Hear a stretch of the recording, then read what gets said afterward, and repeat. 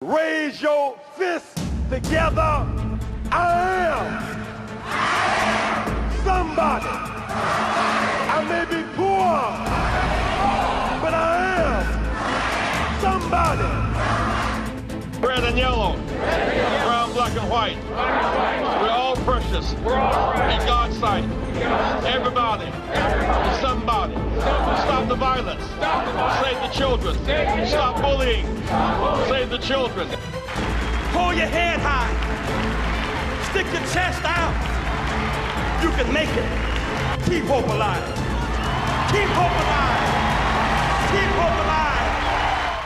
Hi, I'm Dr. Sonia Whitaker, National Education Policy Director for Push for Excellence. And on behalf of the Rainbow Push Coalition, we'd like to thank you for giving of your gift of time and joining us on our Saturday morning forum. We also want to thank Word Network for bringing you to us and us to you. And for those of you who are watching us on Facebook Live right now, we'd like for you to like our page.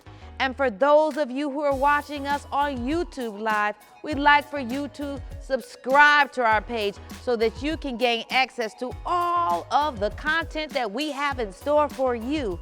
And speaking of content, we delivered a lot of content during our automotive conference held in Detroit. We want to thank all of you that contributed to the successful outcome of that, as well as all of you that participated.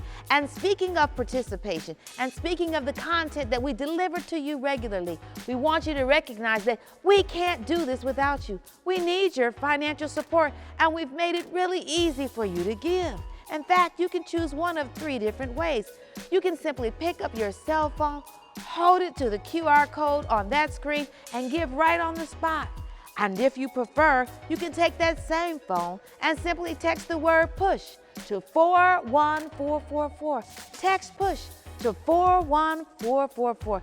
And if you prefer another alternative, you can simply go to our website at rainbowpush.org and click on the donate button. But whatever you do, sit tight, don't move, don't touch that dial. We'll be right back because the push is on. Please join the Reverend Jesse L. Jackson Sr. and Push Excel co-chair, the Honorable Judge Greg Mathis and the Push Excel family for the 33rd Annual Martin Luther King Breakfast on January 16, 2023. Honorees include the original Dream Girl on Broadway actress and Emmy Award winner Cheryl Lee Ralph, along with the Honorable Illinois Secretary of State and founder of the Jesse White Tumblers, Mr. Jesse White.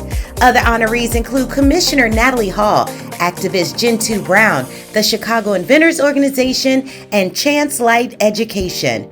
Please join us in celebrating the legacy of Reverend Dr. Martin Luther King Jr. at our Blueprint for Life breakfast on Monday, January 16th from 8 a.m. to 11 a.m. at the Marriott Marquis, Chicago. Tickets can be purchased at rainbowpush.org. We look forward to seeing you there.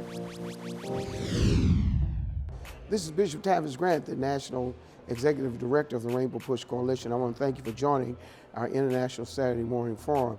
We're coming to you from Washington, D.C. for the 118th United States Congress installation. As our nation gets back to work after a very tenuous and tense-filled midterm election, it's our turn and our time to make this a more perfect union. Representative Jonathan Jackson, Illinois, 1st Congressional District.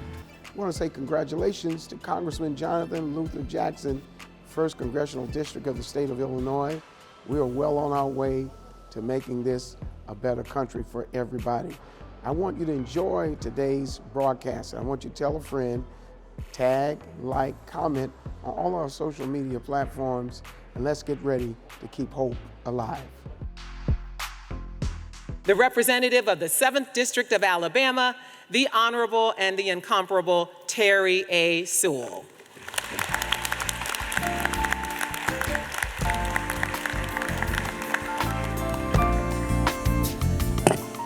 Good morning. I'm Congresswoman Terry Sewell, and I proudly serve as chair of the Congressional Black Caucus Foundation. And we are so honored today to host this amazing ceremony. Every 2 years, we come together. We come together to swear an oath to support and defend our Constitution and to ensure that it protects and empowers all Americans. Today, we renew our pledge to fight the disease of racism that continues to plague our nation, to correct inequities in healthcare, criminal justice, education, voter access, and so many rights and benefits that are part and parcel of what it means to be an American. We also rejoice in our commitment, our unity, and yes, our power. Never has the Congressional Black Caucus been better positioned to move our colleagues and our nation forward on a path towards justice and prosperity for all. As chair of the Congressional Black Caucus Foundation, I rejoice in the unwavering support of the CBCF, the Board of Directors, and the many members of Congress who make up our caucus. I would also like to thank the Corporate Advisory Council, chaired by John Mason. These men and women from the executive suites of some of America's greatest companies and organizations generously share their expertise and guidance to work to craft public policy and to advance our mission. I also want to thank our many sponsors of today. They deserve a round of applause for allowing us to gather here.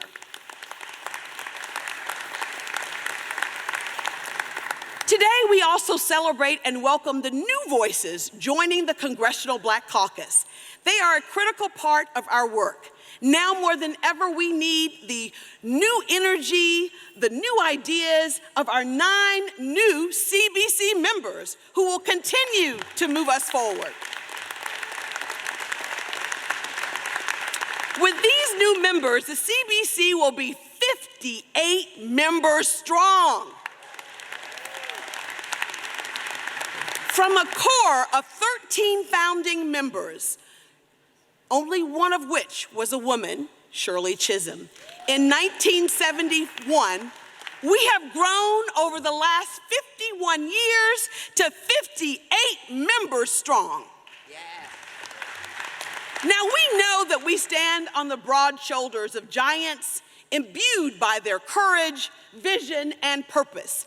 We are now a powerful voting bloc and elect presidents, and now our first African American to ever lead a party in Congress. We are some bad sisters and brothers. We are some bad sisters and brothers. We in the CBCF are proud. We in the CBCF are proud to work with the CBC in continuing our mission to advance the global Black community through our Leadership Institute, scholarships, and internships, and of course, our annual legislative conference, and countless other programs that we in the CBCF continue to offer. Now, I wouldn't be the chair of the CBCF if I didn't say that we couldn't do this without the generous support of so many. So I invite all of you to visit the cbcinc.org, our website, to find out more about the CBCF. Now, you know, we are in a critical moment in our nation. During this moment of transition, we know that some things never change. Among them, our unity, our strength, our fellowship, and our collective efforts to all of us to nourish and maintain our power. We welcome your support and help in this endeavor. As the conscience of the Congress, the members of the Congressional Black Caucus embrace the responsibilities of leadership with good faith, great faith in the future and in one another and in our representation of the people. We thank all of you, especially our family, friends, allies, and partners in this fight. It is because of your support that we can soar. So once again, on behalf of the Congressional Black Caucus Foundation Board, it is my pleasure to welcome you and to thank you for being here. Now, it is my distinct honor to introduce someone who really needs no introduction. I am so honored to introduce the leader of the House Democratic Caucus, none other than the honorable gentleman who represents the People's Republic of Brooklyn, the representative of New York's 8th Congressional District. He is battle-tested, having led this caucus during a global pandemic and an insurrection of the Capitol.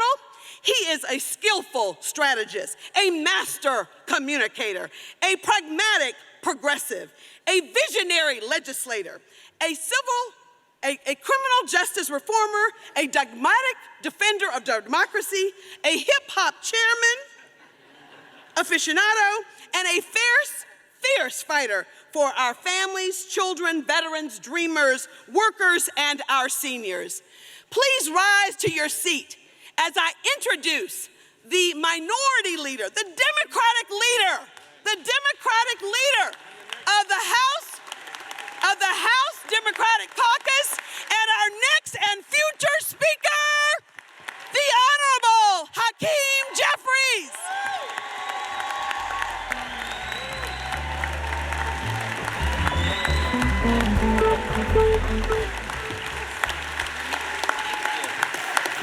Thank you, Terry, for your leadership and for your incredible words of introduction to Chairwoman Joyce Beatty, Whip Clyburn, incoming Chair Steve Horsford, Secretary Fudge, members of the CBC, our family and friends, all those assembled, good morning. Good morning.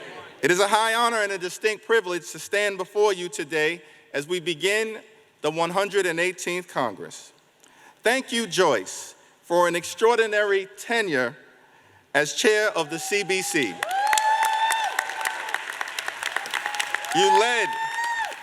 You led with grace, dignity, strength, intellect, power, and delivered an incredible set of accomplishments for Black America and the nation. Without question, Joyce Beatty was one of the most effective chairs of the CBC in the history of the caucus. I'm Hakeem Jeffries, and I approve that message. I also want to congratulate my other good friend and classmate, Steve Horsford, on your ascension to the lofty position as chair.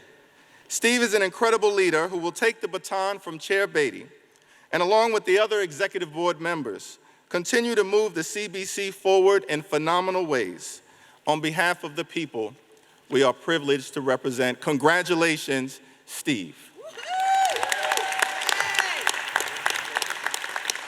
Throughout my journey in this institution, I've had the opportunity to hold a handful of titles: representative, DPCC co-chair, impeachment manager, chairman, and now leader.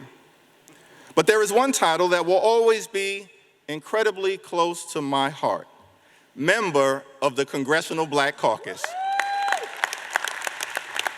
It is an incredible affiliation that I will carry with me throughout my public service journey, from beginning to end, from start to finish, from alpha to omega. And I say that as a proud Kappa man. The CBC is a family filled with phenomenal public servants.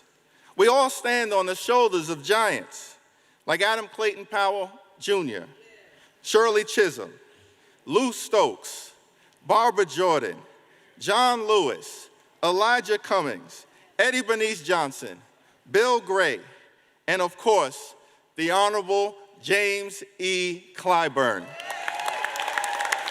who we know is a good man, a family man, a hardworking man, a visionary man, a well-educated man, a community man, and a mighty man of God. Jim Clyburn, a son of the South, preacher's kid, raised in a parsonage, civil rights champion, mentor to many, enlightened historian, majority whip emeritus, and savior of our democracy in the 2020 presidential election. Thank you, Jim, for all that you represent. I'm proud to stand on your shoulders. The founding document of this country, the Declaration of Independence, states, "We hold these truths to be self-evident, that all men are created equally and entitled, of course, to life, liberty, and the pursuit of happiness." These words were eloquent in their articulation, but incomplete in their application, as the great Barbara Jordan once powerfully laid out for America. Our community's journey in this country has been a turbulent one. From slavery to Jim Crow to mass incarceration to a malignant narcissist in the White House. Wickedness in high places. But through it all, our community is still standing. God didn't bring us this far to leave us. Over the last half century, one of the reasons our country has made such tremendous progress is because of the principled patriotism and unyielding advocacy of the Congressional Black Caucus. Now, as Democrats, we will continue to advocate as we move forward in this new Congress for lower costs, better paying jobs, safer communities, defend democracy, fight for freedom, protect the public interest, and ensure economic opportunity in every single zip code. And as members of the CBC, we will continue to be the conscience of the Congress and advance an agenda anchored in jobs and justice. The CBC, defenders of the disenfranchised. The CBC, a voice for the voiceless. The CBC, filled with powerful, profound, principled public servants. And because of the leadership of this great Congressional Black Caucus, I'm confident that here in America, the best is yet to come. Congratulations, God bless you, God bless the CBC, and God bless the United States of America. Before I turn this program back over to the CEO and president of the Congressional Black Caucus Foundation, I want to again recognize Reverend Jesse Jackson. Reverend Jackson, please stand.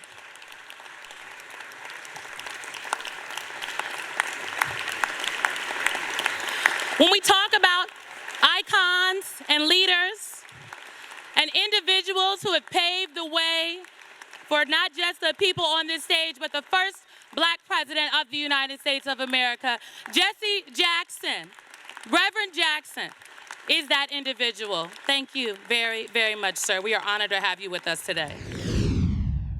This is Bishop Tavis Grant, the acting National Executive Director of the Rainbow Push Coalition. You know, this is a historic week. The Congress has now been installed and our nation is moving forward after a very tense and tenuous time of midterms. We finally can get back to making America first and make it work for everybody. You know, I have today with us a longtime servant here in the Maryland, Washington, D.C. area. You know, politics is local wherever you are, and it's important to know the tremendous work that statewide elected officials do on a day-to-day basis to make sure that healthcare, education, jobs, and the economy moves at the pace of growth and innovation. Of course, he's retired now, but Senator Mitchell, you've been such a stalwart here. Thank you. Thank you for joining us. You know, today was a historical day for the Jackson family and the Rainbow Push Coalition. Well, it was a historical day for America. Indeed. Yeah. Talk about how significant it was to have, to hear those words, Congressman Jonathan Jackson. Well, number one, this is the second Jackson member of Congress that I'm here for. I was, of course, my brother originally was friends with Reverend Jesse Jackson, and then I met him as a young citizen, and then through the years, and when Jesse moved to Washington, we regularly got involved in things, Reverend Jackson. And then more importantly, I came in from Johannesburg, and was because of COVID, and I went with my daughter in Chicago, and she so from there on, Santita welcomed me to Operation Puss. I met you, I met Ms. Ford, and then more importantly, I got to reestablish the ties with the Jackson family. And most importantly, Congressman Jonathan Jackson I immediately observed the respect and character that he showed for his father, Reverend Jesse Jackson. We too often in this country forget our elders who have made the path and made the struggle to allow us to enjoy the fruits of their labors. And more importantly, he was there to assist his father on every occasion I saw him. And I said, where is he going to go home?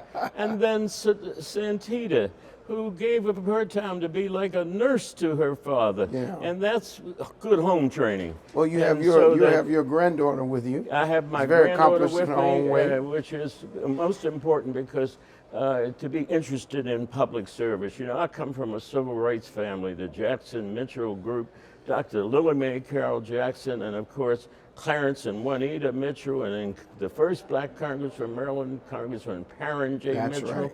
and then the first black state senator from youngest black state senator, Clarence Mitchell III, and then Clarence Mitchell IV was elected, and then Kiefer Mitchell was chief legislative officer to Governor Hogan. So we're in it for the cause, but I'm glad to have my granddaughter, Evan Mitchell Zapata, who is an editor of the UCLA Law School, Wow. who has a sense of freedom. You know, it's like those songs, we cannot rest until freedom comes. And more importantly, I just celebrate Jonathan's this occasion because we got to go back. And I remember his father singing that old anthem, "Oh freedom over me. And before I'd be a slave, I'd be buried in my grave and go home to my Lord and be free." Well, Senator, your work is amazing. You have your granddaughter here and the family legacy that you have. You know, when we look at what we saw today, new members, this is the largest class of Congressional Black Caucus members. Jonathan Jackson is part of that class.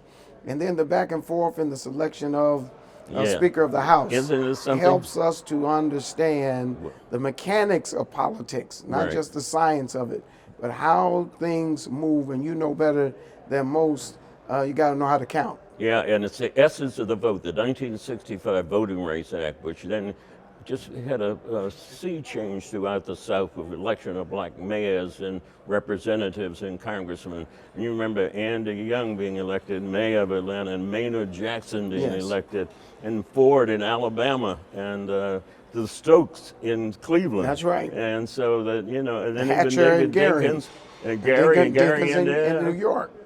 And then, of course, David Dinkins in New York. So, and then, of course, you had the election of Bradley as the first black mayor of Los Angeles. That's right. And then just a week ago, Congresswoman Karen Bass became the second black and the first woman to be mayor of Los Angeles. You know, so that's why this evolves, and I think it gives hope to our young people that, you know, what the original founding fathers said, the price of liberty is eternal vigilance. And more importantly, young people, I feel we're in good hands because this generation is woke. Well, they know what time it is. It's woke and they're keeping us awake. Yeah, thank you. Senator, thank you so very much. I really appreciate that. Didn't mean to go on, but I'm full of the spirit. Thank you for your service. Yeah, thank you. Thank you. Congratulations. Thank you. All right. For the past 21 years, Push Excel has sponsored tours for thousands of students to visit historically black colleges and universities. These tours show young people what's possible, how to set their goals, and how to achieve them. Push Excel was founded in 1975 to further MLK's vision for education. What he saw convinced him the fight had to move inside, into the classrooms, and into a community that had to demand better. I am somebody. Stay out. Please join the Reverend Jesse L. Jackson Sr. and Push Excel co-chair, the Honorable Judge Greg Mathis and the Push Excel family for the 33rd Annual Martin Luther King Breakfast on January 16, 2023. Honorees include the original Dream Girl on Broadway actress and Emmy Award winner Cheryl Lee Ralph, along with the Honorable Illinois Secretary of State and founder of the Jesse White Tumblers, Mr. Jesse White. Other honorees include Commissioner Natalie Hall, activist Gentoo Brown, the Chicago Inventors Organization, and Chance Light Education. Please join us in celebrating the legacy of Reverend Dr. Martin Luther King Jr. at our Blueprint for Life breakfast on Monday, January 16th from 8 a.m. to 11 a.m. at the Marriott Marquis Chicago, 2121 South Prairie Avenue, Chicago, Illinois. Tickets can be purchased at rainbowpush.org. We look forward to seeing you there. Well, I'm here with Marcia Dyson, the wife of Dr. Michael Eric Dyson. She's actually, believe it or not, a product of Rainbow Push, Operation Push, and the work of Reverend Jesse Jackson here in Washington, D.C.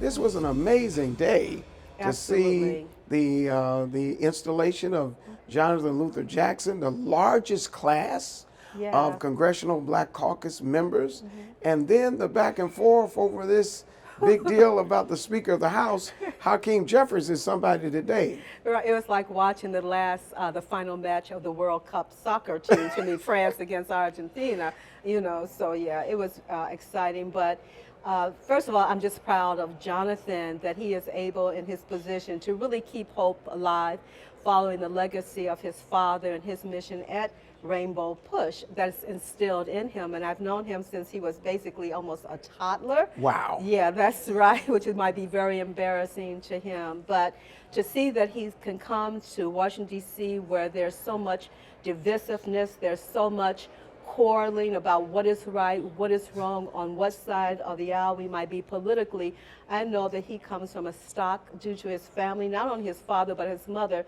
to also be a peacemaker. And he's also an individual thinker, so I think that his contribution on the Hill with the largest Black delegation of congressional members itself is a plum in the head for America, more so even than it is for the state of Illinois and the city of Chicago and the 1st District from which he was elected. Well, you get a chance to travel around the world. You're on your way to Portugal. Yes. Talk about the impact of our politics now, after the midterms, after January 6th, and we're still not done. Right. But the impact and the impression that we have globally, when you bring on this talent pool that we have right now, Right. It gives democracy a different look, huh? It gives democracy a different look, and really it's much needed. Unlike what we think in America that we reign supreme, we have some naysayers to that. When they look at our congressional members fighting and divisiveness, and at the same time we're talking about their quarreling, we're talking about their tribalism, we're talking about the things into which their world is fractured, where they're holding up the mirror to us as well. So I think that with this particular Congress especially, that we're going to see a difference in how globally they situate us. I don't want to tell you falsely that they think that we are the world power. We might be that military-wise, but not in morality, not in spirituality, and surely not in our tribalism. No, we've seen a great number of women, wow, in this class. That's right. And the impact that women have on the global landscape, the platform, politics, economy, education, and health, it's got to make you feel good about the future. Absolutely. As they say in the household, if mama's not happy, nobody is happy. So you got all these hot mamas, not sexualizing them, up there on the Hill, and we have to make them happy. And they're happy because, and we'll be happy when the family, the American citizenry as a whole, are better off. The children are better off. The women are better off. The people who are homeless are better off. That everybody can come and sit at this banquet table and have equity and equality, because these hot mamas on the Hill want to make sure that all the children are served. And the children is, for me, another word for the citizenry, whether they're male, female, no matter what the occasion might be, Republican or Democrat, independent, it doesn't matter, because we need this healing heart. We need this nurturing heart. We need this hope for America, and I think the women are going to deliver it strongly, quietly, but it will be delivered through our women on the Hill. Well, Marcia, you're a phenomenal person. You and your husband are a power couple. Really want to thank you for taking time. She's going to come back when she gets back from Portugal and tell us about what she's been doing around the world as a leader and as an innovator. I want to thank you for being a part of our Saturday Morning Forum. We'll be right back. Thank you for having me. Thank you. Thank you. Hot mamas. I heard it first. Push Excel's goal is to inspire students to strive for excellence in education in spite of personal, family, and community challenges that they might experience. How do we do this?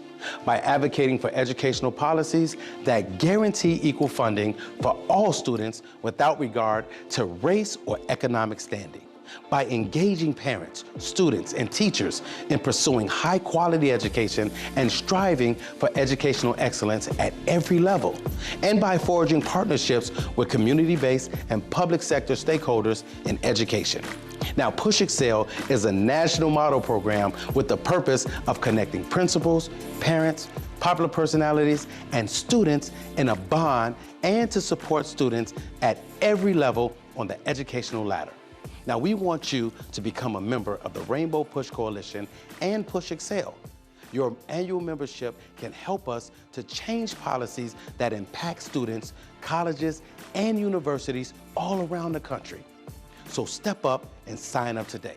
Membership is only $35, and if you're a student or a senior, $15. Just go to our website, rainbowpush.org, and push join to become a member or push donate to support the Push Excel program. You can also text the word Push Excel, that's PUSHEXCEL, to 41444 on your cell phone, and you can give us any amount that you feel comfortable giving or call us at 773-256-2775. Wherever you are, you can support us as we keep pushing for you. And remember to keep hope alive.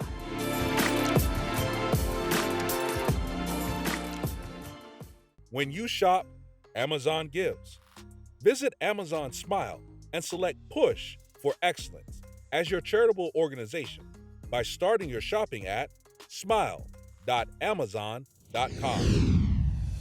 This is Bishop Tavis Grant, the Acting National Executive Director. This is our International Saturday Morning Forum, and coming to you off location in Washington, D.C. for a historic week.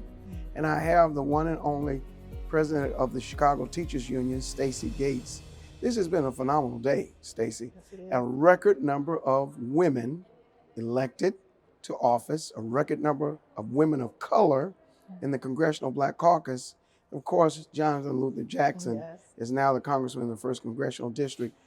Talk about it, because this is something that we do as organizers, as organizations, empowering people with the power to vote, educating them, and really doing the necessary work to try to make this democracy work for everybody. How does a day like today make you feel, and how hopeful are you for our work in Chicago and around the country? Wow, that's a great question. So I think the first thing that I would say is that today is a wonderful day.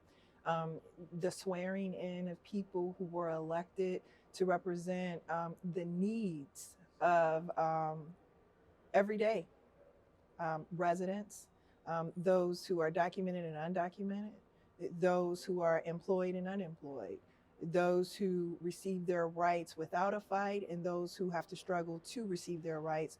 They all have something to see in triumph today, and that we have people who will speak for us. I think I'm especially happy because I am a resident of the 1st Congressional District, and I believe that Congressman Jackson will provide us with the type of leadership, with the type of voice, and the type of advocacy that is necessary to lift up the diversity of our district, but more so the needs of our district. We are only as strong as the weakest part of our district. So with that being said, I look forward to his voice on fully funding every facet of public education that is vitally important for a healthy democracy. I look forward to his fight for democracy. I think the last few years under Trump showed us just how dire and precarious our democracy is in this moment. And I think here's the last thing: universal health care. We need to treat it as a human right, and we need people advocating on this behalf. I think Congressman Jackson, because he earned it. He earned it. He earned it. That's right. I think Congressman Jackson gives us a better shot as a freshman congressman because of his work at Push, because of growing up in a household where justice was probably his first word, that we'll get a leader who will see us, who will work for us, and who will be an advocate for equity and justice. Well, you look at Hakeem Jeffries, going to be the next, when the Democrats take the House again, and they will, Right. first African American majority leader, right? Speaker of the House, rather. That's right. If you look at this sea change that's happening, when you walk around Washington, D.C., it is different, and you can get a sense that what was attempted on January 6th was bigger than a misstep and a mistake. Well, it was polarizing. I think it was a live demonstration of how fragile our democracy is. Our democracy requires people to understand the rules. Our democracy requires us to accept the rules. And to say that President Biden wasn't duly elected exposed, I think, the fallacy in Trump's leadership and in the way that the GOP behaves, is that it exposed their disdain for democracy and patriotism. But it also opens up an opportunity, to your point, leader Jeffries. Yes. But he has to also lead that and be unashamed of leading the Democrats in a way that reflects the needs, and especially those of Black people. Because if Black people are not anchoring the Democratic Party, then the Democratic Party doesn't exist in the strength that it does today. You look at Georgia and Senator Warnock's victory. That victory is historic because the GOP tried a dirty trick that they've been doing for a while, and they gave us who they wanted us to have. Someone who was inferior to Reverend Warnock, someone who doesn't have the ethics to take votes on behalf of the people of Georgia or on behalf of the people of this country. That said, what we know now positively is that when Black people are clear, when they're united, when they have something that they are moving in lockstep to, that we're unstoppable. You know, as I was at the swearing in this morning, I saw waiters, part of a union, first responders, part of a union, bus drivers, yes, part of a union, city workers, part of the union. I think one of the lost narratives in the midterms, when you talk about Raphael Warnock and Jonathan Jackson winning, is the power of labor. That's right. And this misnomer that labor has been weakened it's not true. No, it isn't true. And in fact, what we know in terms of the data points right now is that the pandemic helped to expose how the boss treats the worker, and that the worker was expendable to the boss. What the boss needed is what the boss directed, whether it was safe, whether it was healthy, whether it made sense for the worker's family, community, neighborhood, whatever the boss wanted. And so what we see now is that workers, especially Black workers, are saying union. And they're saying union because it adds an extra layer of protection. But if you also understand union, especially in the context of civil rights, you also understand dignity and equity. And I think in this moment that not just the midterms, but in the society that is being built as this pandemic continues, yes, is that people are looking for solidarity. They're looking for strength, comfort, and support in numbers. Well, you know, your work in Chicago speaks for itself, and I, along with Reverend Jackson, we are fans and followers of what you're doing, and we're just looking for the best. Thank you for joining us today, and we're going to have her to come back and talk to us more about, because the work of Reverend Jackson is raised to labor and unions, and then the whole idea of what Dr. King, as we go into the King season, the dignity of labor. There is something that's restorative that's happening in our communities, particularly communities of color, people who are going back to school to higher wages, better benefits, wanting to be entrepreneurs, wanting to start businesses themselves and put people to work. There's a new day dawning that's accompanying these politics, and quite honestly, you're part of it. Well, look, I appreciate it. I also appreciate PUSH. Reverend Jackson has always been one of the staunchest allies that labor could ever ask for, following in the footsteps of Dr. King. And under your leadership, we expect that to continue, and we feel very confident that it will. Thank you so much. Thank you. This is it. Thank you. Push for Excellence was founded by Reverend Jackson in 1975.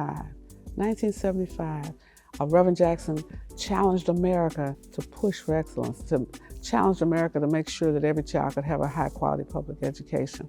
And every year we have one fundraiser. It's our Push Excel Dr. Martin Luther King Jr. Scholarship Breakfast. It's held on the actual holiday, the Dr. King holiday. And we invite you, wherever you are, if you can join us in person, we will be at the Marriott Marquis Hotel. And we have this breakfast to, one, showcase our young people, what they're learning, what they're doing, and showcase the possibilities of what young people can and will do if they receive the appropriate investments in them. And then we highlight our scholarship program, because we believe that every child should go to school and money should not be an obstacle. And then we showcase our oratorical program, our STEM program, and we want you to help us fund our programs. We have a college-bound program, we have a historic Black college tour, we have all these things for young people and their parents.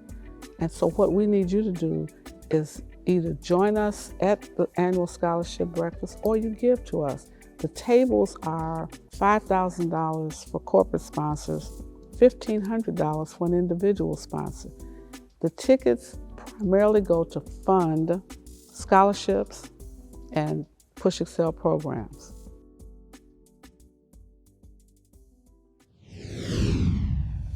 Coming to you off location in Washington, D.C. for this historic week, the 118th Congressional installation.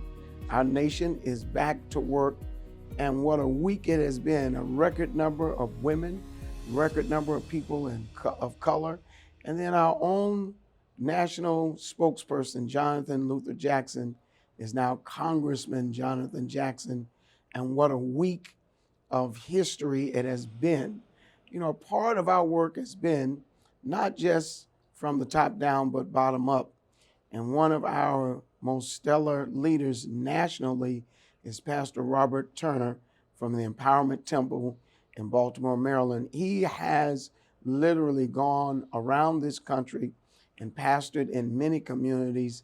And now with this new appointment in Baltimore, he has literally taken that city by storm. He's doing a phenomenal work as relates to reparations. And this is so critical to our economic stability, our economic survival, and the ability to both create and build wealth. Pastor Turner, I want to thank you for joining us today. Talk to us, because now you have started, and we're going to do it in February. I'm going to come to Baltimore. It's a 40-mile trek from Baltimore to the nation's capital. Yes, sir. We're talking about doing it in Selma, talking about doing it in Memphis.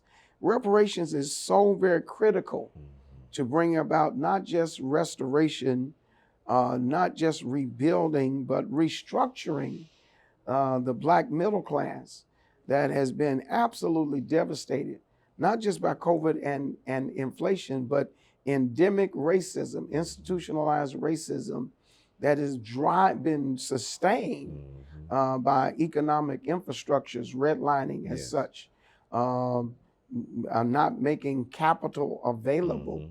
The rules of joint venturing are not the same on every side of town. Talk about the importance of reparations now and how close we are, because some people don't know how close we are to getting it. We are very close. First of all, thank you so much, Bishop. It is truly an honor to be interviewed by you and to be here on the day of our good brother and now Congressman Jonathan Jackson's inauguration is huge for me.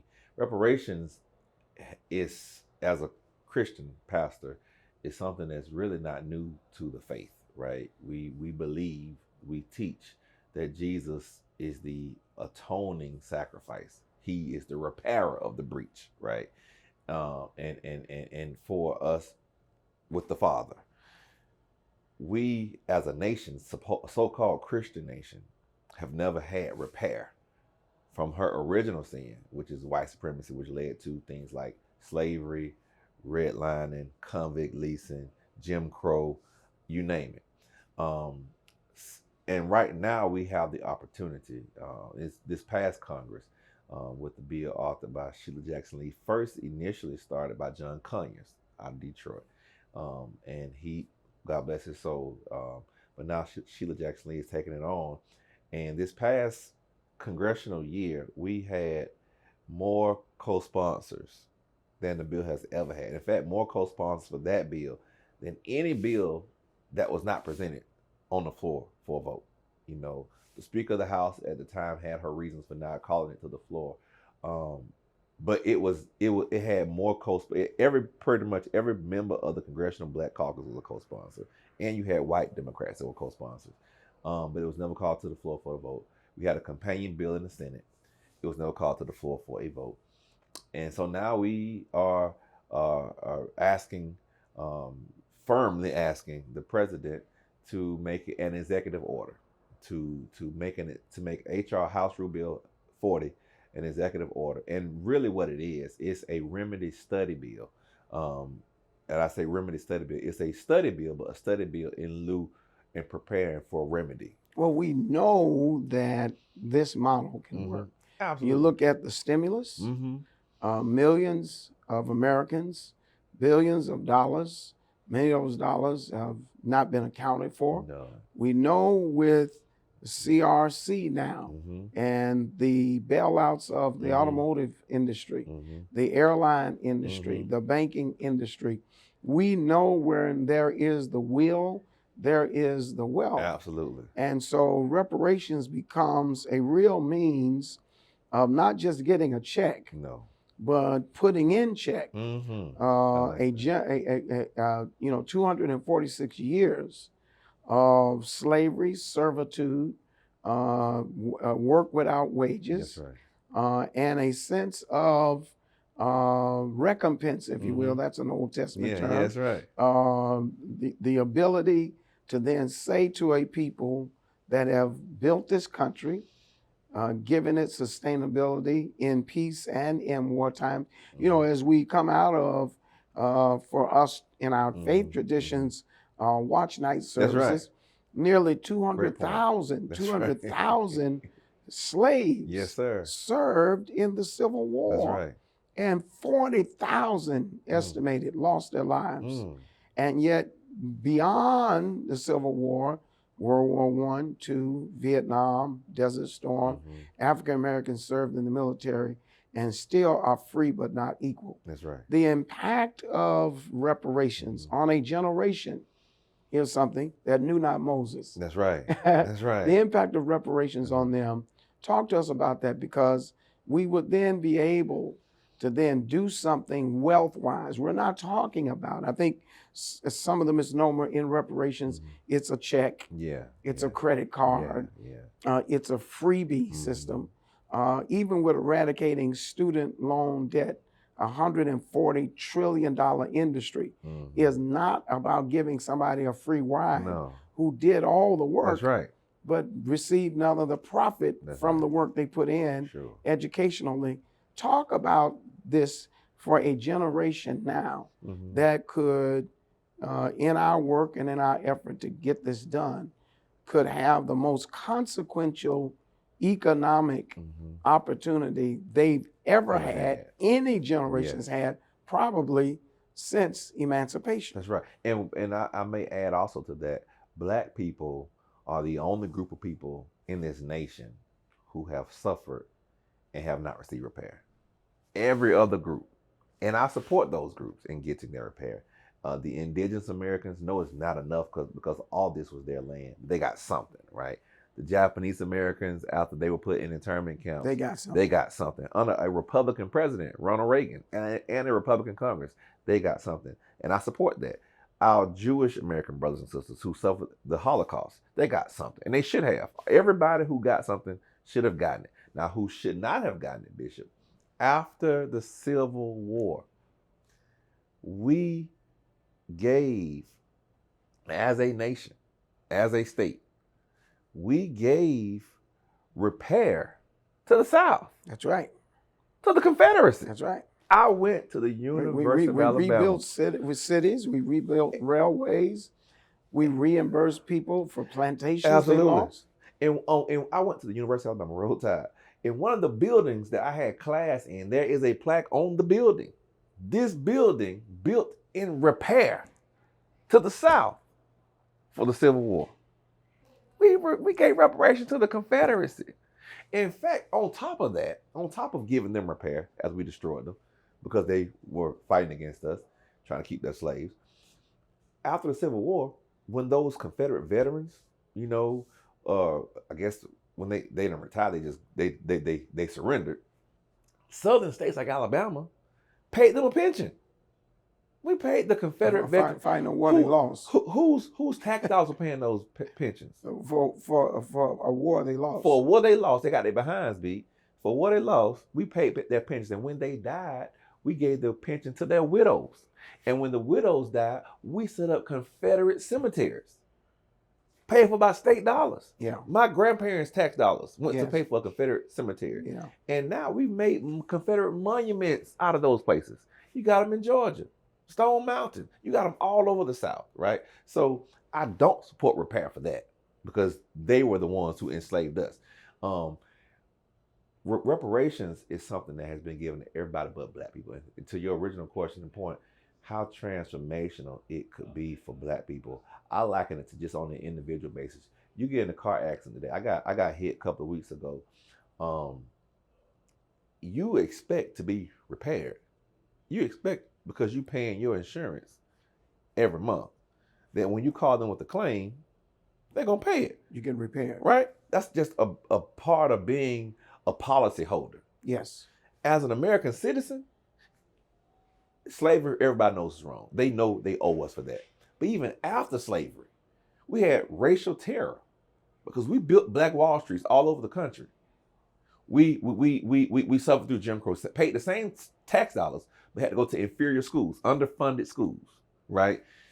Wives, daughters couldn't walk home from work without being sexually harassed and accosted. Even before the Me Too movement, Black women have been exploited by white men for centuries and couldn't go to the police, right? How churches bombed and burned. Call the fire department, they just watch it burn. So we're policyholders, paying taxes every day, every month, every year, with no services. With no services. How would you feel if you got, even to my white friends, if you called your insurance company and told them you got in an accident and they tell you, well, we're not going to honor that claim because you're Black.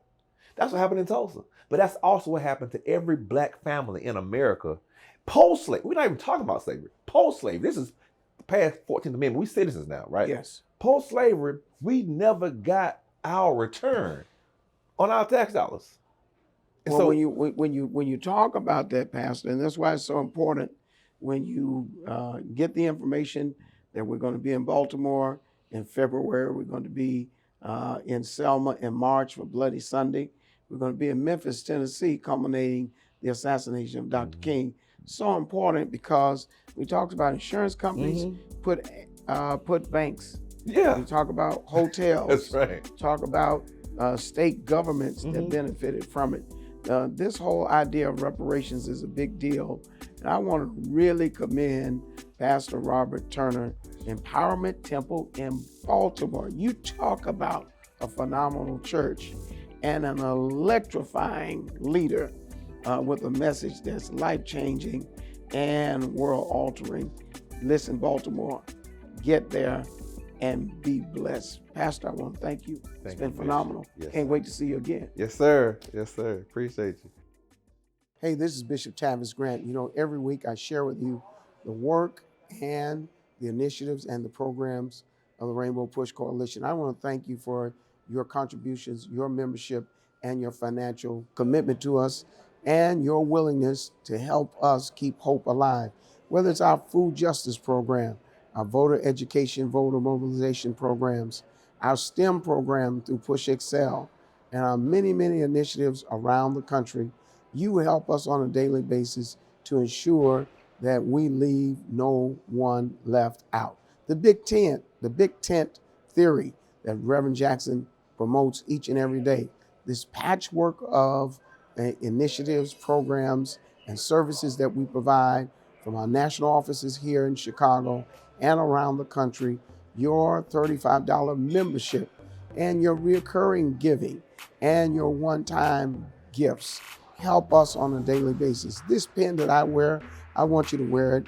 I want you to wear it with pride and esteem, knowing that you're keeping hope alive somewhere in the country as we provide goods and services and resources to people of all walks of life. I'm asking you today to help us with a $55 contribution. It helps us give a bag of food. It helps us keep utilities on. It helps us send resources to students at historically Black colleges and other colleges and universities around the country. It helps us ensure that we help seniors who are in crisis. That $55, or you can double at $110 and help us help someone as we keep hope alive. You can go at the bottom of the screen, or you can do mobile banking right now by texting the word PUSH to 41444. That contribution helps us on a daily basis to send water, to send resources, to bring aid and assistance to people in real time. So many times I'm traveling with Reverend Jackson and people are asking, Reverend Jackson, what can I do to help you? What can I do to support you? What can I do to assist you? Guess what? You can't be everywhere as he is, but you can send your financial contribution to help us. On the screen, 773-FREEDOM on your dial. There's an operator waiting to receive your call and send you our new 2023 membership pin. I want you. I'll be looking at that list this week. I want to see your name. I want to see your contribution. You can do it right now and help us keep hope alive. And in advance, thank you for your support. We are sanctuary. We are a sanctuary. When I think of Rainbow Push, I think of two words: social justice. Education advocacy. Political empowerment. Freedom and equality. Corporate partnership. Stop the violence. Save the children. Don't get in. Shut it down. If we don't get in, shut it down. Political change. Inclusion, evolution. Progress, justice. Jesse Jackson. Keep hope alive. Alive. Keep hope alive. Alive.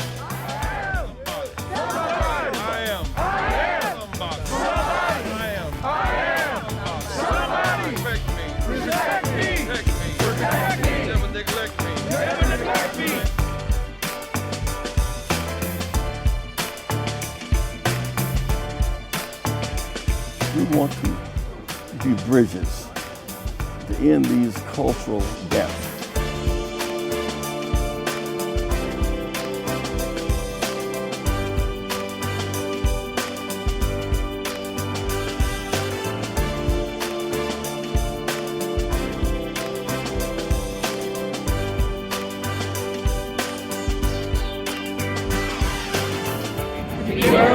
Going forward. By hope. Not backwards. By fear.